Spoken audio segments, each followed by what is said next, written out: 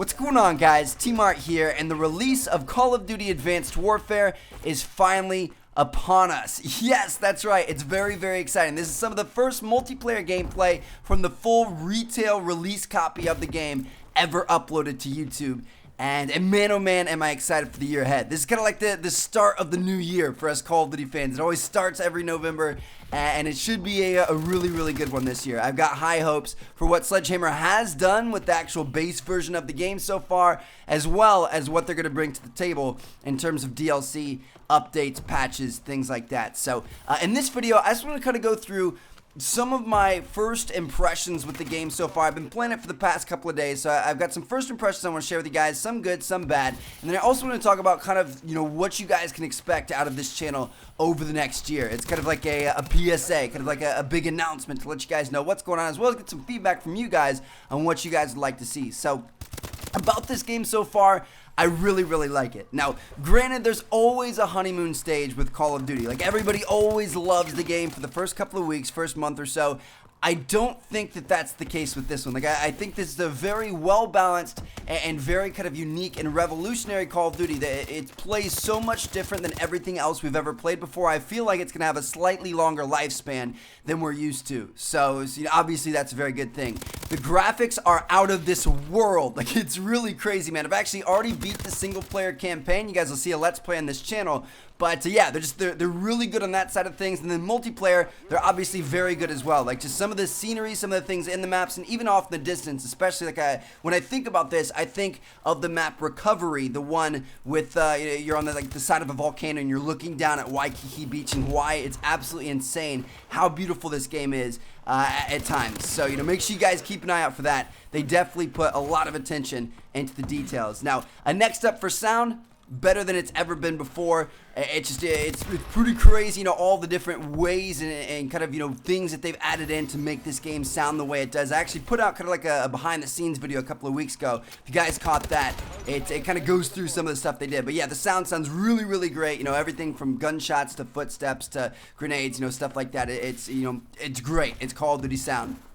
Now, in terms of gameplay and the mechanics and things like that, the health is way more than Ghosts. It feels like Black Ops 2 and even back in Black Ops 1. Like, your gunfights, they last a while. It's not like Ghosts where the first person that was aiming down sight wins. Like in Ghosts, if somebody just sat stationary and aimed down sight and somebody came into their sights, they're going to win that gunfight every single time because you died in like 2 to 3 bullets. It was insane. And that's where, some of the frustration came from. It was a different way to play Call of Duty, something we're not really used to. And it's kind of reverted back to the old ways with Call of Duty Advanced Warfare. It allows for a little bit more of a rushing play style. And honestly, those type of people that sit there aiming down sight or sit there in corners or, sit there behind cover, they're going to get demolished. Like, cover is important in this game, don't get me wrong. And using the maps and the kind of terrain to your, advantage is very important. But with the addition of the boost jumps and the dashes and the dodges and the slides and things like that, like even if you're behind cover, that player is going to be able to get above you, behind you, around you before you're going to know what's happening. If you're not, on top of your game, you're not being super aware. So, yeah, campers are absolutely going to get left in the dust in this game, which is something I think we all wanted. So, again, it just, health is way more. It lends itself to some pretty intense gunfights. I've been in gunfights where I've emptied 2 clips before I killed the guy because we're both, kind of like dodging around and getting behind cover and all kinds of stuff. So it really adds almost a chess-like strategy to each gunfight, which is kind of cool. So I'm sure you guys will notice that once you get your hands on the game. Now, next up in terms of maps, I'm enjoying them so far. Now, granted, I've been playing kind of like, pre-release since I got the copy early, and not everybody is, on the maps, figuring out the overpowered spots, the annoying campy spots, things like that. But so far, they play pretty well. I played a lot of TDM up until this point. Not quite as many objectives because there weren't a ton of people on to be able to get in all the different game modes. But so far, I really like them. They're definitely smaller on average than Ghosts. Like, they have some, slightly larger ones and some smaller ones. But there's nothing like, Whiteout or Stonehaven or anything crazy like that where it felt like you were in a hiking simulator rather than a first-person shooter. So that's a good thing. And then also, there's tons of verticality. And when I say tons of verticality, I mean tons and tons and tons of it. Like, Ghosts was known as a game that kind of like added verticality to COD, and that was like one of its, big things and changes. doesn't even compare to this game. Like with the addition of the double jump, you know, the boost jump and stuff like that, literally everything is made for you to jump on top of it. And sometimes there's, you know, second, third, and even fourth story levels for you to get up on, which is really interesting and should add some good content to our Jumps and Spot series. So I'm looking forward to that. Now, next up in terms of score streaks, I'm going to say that the score streaks are less effective in this game, and I'm not really sure if that's a good thing or a bad thing. It definitely places more emphasis on what you're doing with your gun and your equipment and things like that, but you know, even if you get like I think it's 850 points to get the whatever it's called, the gunship thing that's pretty much like the chopper gun. I forget what it's called, not the Paladin, but the other one, the Warbird, I think it's called. So it's pretty much 9 kills to get that, and I've gotten it quite a few times up until this point. And you know, even on maps where it's pretty open and I can, you know, have direct fire onto enemies, I usually only get like 3 to 4 kills with it, and that's max. Like sometimes I've gotten 1 or even 0 at times. So it's kind of interesting how that works. It seems like a lot of the kill streaks have like high cooldown times if they're a shooting kill streak, or they don't last very long, you know, things like that. Like they're good, they will get you extra kills, but there's nothing that I've seen so far that you can really just go on a complete tear with. Which, again, you know, maybe that's a good thing, maybe that's a bad thing. I feel like kill streaks that are really good add fun to the game, but at the same time, they make it a little bit less balanced, and it's a little bit unfair. If, you know, like a Modern Warfare 2 chopper gun, you got 11 kills in a row, and you pretty much were guaranteed to get to 25 and have that nuke. So, I don't know, not a good thing, not a bad thing, but it's just they're slightly less effective, as well as harder to earn. So, keep that in mind. Now, next up, as for perks, they've definitely been simplified. It's not nearly as crazy as Ghost was with like the 35 or 40 different perks they had in there, which honestly, I kind of like that. It offered a lot of customization. You could choose exactly what you wanted and didn't want with all those different perks. This game, it's definitely narrowed down. It's like, I don't know, 5, 6, or 7 perks per tier. I'm not exactly sure, but it's still enough to get the job done. You know, it's not like there's a lack of perks in this game. There's a bunch of old favorites, there's some new ones to mess around with, so just kind of toy around with different combinations and figure out what works best for you. Now, next up, talking about the weapons. Obviously, this is a very, very important subject in a first-person shooter. So far, from what I've seen, now granted, I haven't unlocked all the weapons yet, I'm almost there.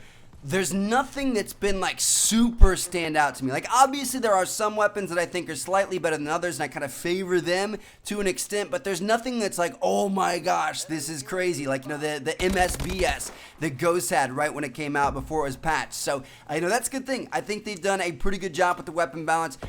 ARs are definitely the way to go in terms of kind of like an all-purpose weapon. They work on pretty much all the maps. Like a lot of the maps have slightly longer lines of sight, so having something that excels at that medium to long range engagement distance is favorable for you. SMGs are good, but they're definitely not dominant. You have to think about how you're going to play these things. You don't want to get stuck out on top of all these, you know, second-story rooftops with an SMG facing off against an AR. You're going to lose most of the time, so you got to keep that in mind. Shotguns are extremely good up close. Like they're a lot of fun to use. They're very, very, very powerful if you get within that range. So I think they're, you know, some of the best shotguns we've ever had in Call of Duty, which is kind of exciting to me. It's something new and fun to experience.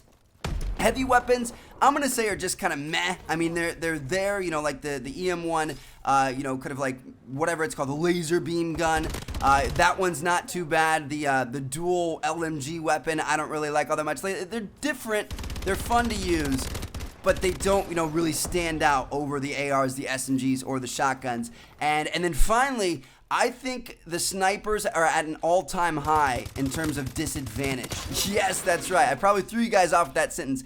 I think snipers are probably some of the worst they've ever been. And it's not necessarily because of the damage and the properties of the weapons, but it's because of the play style of this game.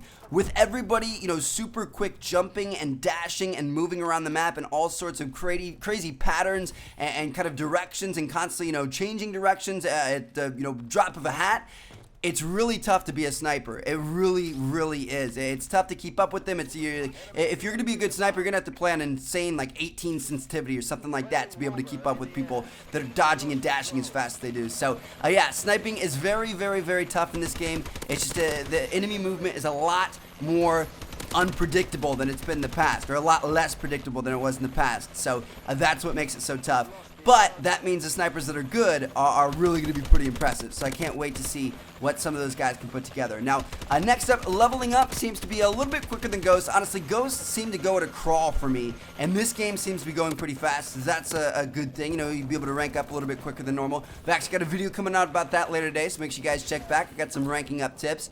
Now, talking about game modes, I think game modes are the best they've ever been in Call of Duty in this game. I think it's absolutely amazing. We have like the old faithful game types that have always been there, you know, TDM, search and destroy, domination, ground war, hardcore stuff, you know, things like that. We've got returning game modes from the past that we really liked: Hardpoint, CTF, Momentum or War from Call of Duty World at War, and then we've also got new stuff. So far, the only new game mode I know of is Momentum, which is the one with like the satellite ball that you kind of like dunk it in the enemy's, you know, score zone and stuff like that. But I'm sure they're gonna have more to come. Infected is back.